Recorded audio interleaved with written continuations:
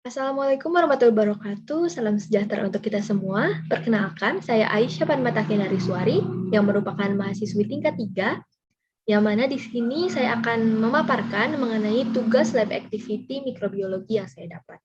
Mungkin untuk mempersingkat waktu, langsung saja kita mulai. Yang mana di sini pertama ada bakteri Neisseria meningitidis, yang mana ini merupakan bakteri yang berbentuk kokus, atau kokus itu merupakan bulat, dan susunannya ini berpasangan, sehingga kita bisa sebut sebagai diplococcus. Kemudian untuk warnanya sendiri, dia ini berwarna merah. Kenapa bisa berwarna merah? Karena ini ketika kita lakukan pewarnaan gram, dia itu akan melepaskan zat warna gentian violet dan kemudian akan mengikat zat warna safranin, sehingga dia ini berwarna merah. Untuk sifatnya sendiri, dia ini merupakan bakteri gram negatif. Karena apa? Karena tadi dia itu melepaskan daripada zat warna gentian violet dan mengikat zat warna safranin. Sehingga warnanya itu seperti merah seperti tadi. Nah, untuk ini merupakan makroskopisnya, yang mana dia ini dibiarkan pada modified Thayer Martin, yang mana ini gambarannya dia itu terlihat menonjol, kemudian juga berwarna licin, terlihat licin, warna ini jernih, dan terlihat cembung. Kemudian jika ditanam pada blood agar, dia ini akan menampakkan ada gamma hemolisis, atau dia itu merupakan hemolisis itu merupakan pemecahan daripada eritrosit, yang mana di sini gamma hemolisis artinya dia itu tidak memecah sama sekali. Nah, ini untuk biokimianya, kita lakukan CTA method, atau dia ini merupakan sistin triptikase agar, yang mana kita lihat pada maltosa dan juga glukosa terjadi perubahan warna dari merah menjadi kuning. Ini artinya bahwa terbentuk suatu asam, sehingga kita bisa simpulkan bahwa maltosa dan juga glukosa ini positif, sedangkan laktosa dan juga sukrosanya ini negatif. Artinya dia ini tidak bisa membentuk asam.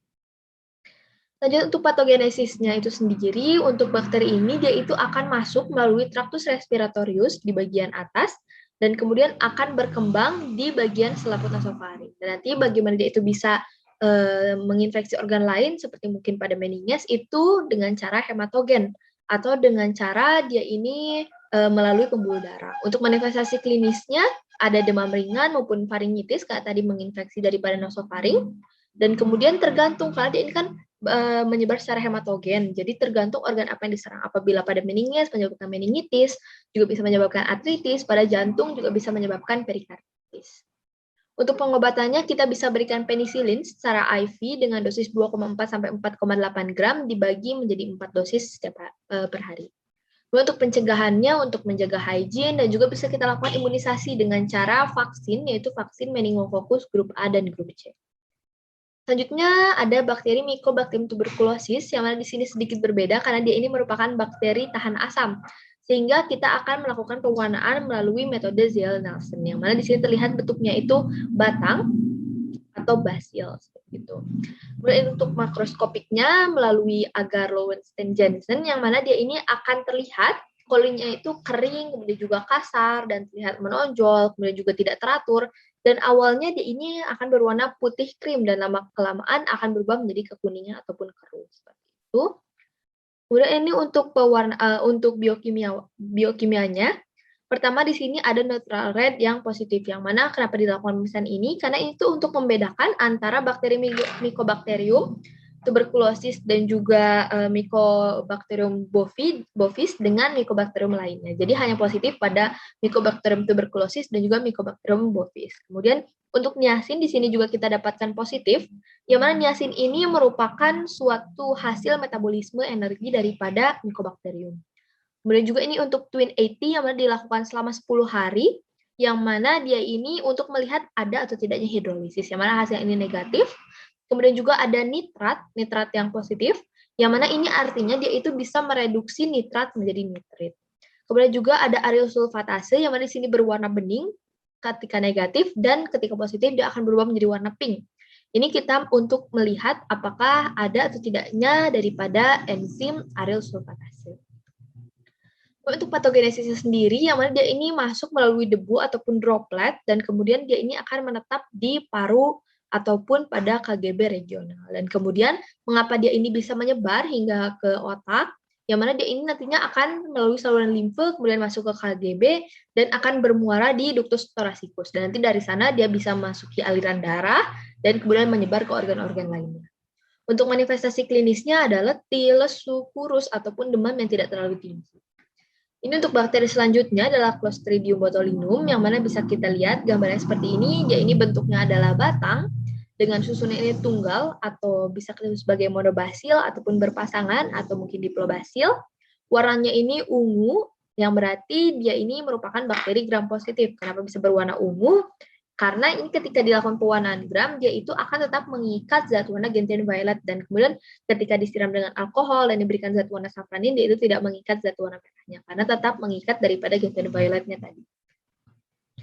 Ini kemudian untuk makroskopisnya, ketika ditanam dalam bulan agar, dia ini akan berwarna putih sampai keabuan, kemudian juga bentuknya bisa bulat ataupun tidak beraturan, dan dia ini mengalami beta hemolisis. Seperti yang sudah disebutkan tadi, bahwa hemolisis ini merupakan pemecahan daripada eritrosit. Di sini beta yang artinya dia itu bisa mengalami atau melakukan hemolisis secara sepenuhnya. Kemudian ini yang di kanan merupakan penanaman pada egg yolk agar, yang mana di sini akan kita temukan ada pearly layer. Ini diakibatkan karena adanya enzim lipase. Nah, ini untuk biokimiawinya. Yang mana di sini untuk motility testnya juga dia ini positif. Kenapa bisa positif? Karena dia ini bergerak atau motil, karena dia itu memiliki flagel. Juga untuk katalasisnya ini negatif, yang mana katalase itu merupakan suatu enzim. Jadi tes ini dilakukan untuk melihat apakah dia ini memiliki enzim katalase atau tidak. Namun di sini negatif, apabila positif itu cenderung terlihat seperti bergelembung-gelembung. Untuk diagnosis laboratoriumnya, kita akan lakukan untuk mendeteksi toksin yang ada di sisa makanan. Dengan cara apa? Dengan cara menetralisasi daripada antigen dan juga antibodi, atau bisa dilakukan juga dengan cara aglutinasi daripada sel darah merah ataupun eritrosit yang dilapisi dengan antiserum. Untuk pengobatan dan juga pencegahannya, pengobatannya sendiri bisa dilakukan antitoksin polivalen secara IV atau intravena untuk tipe A, B, dan juga C. Untuk pencegahannya, kita harus memastikan makanan itu dimasak dengan baik. Jadi lebih baik itu makan makanan yang matang daripada makanan yang mentah. Juga untuk makanan yang disimpan atau di stok seperti itu harus diperhatikan dengan baik. Dan ada beberapa makanan yang memang harus kita perhatikan seperti kacang-kacangan, jagung, ikan asap, ataupun ikan segar yang berada dalam plastik. Karena bisa saja kemasan ini rusak. Seperti itu. Mungkin sekian, ini referensi yang saya gunakan. Terima kasih banyak. Wassalamualaikum warahmatullahi wabarakatuh.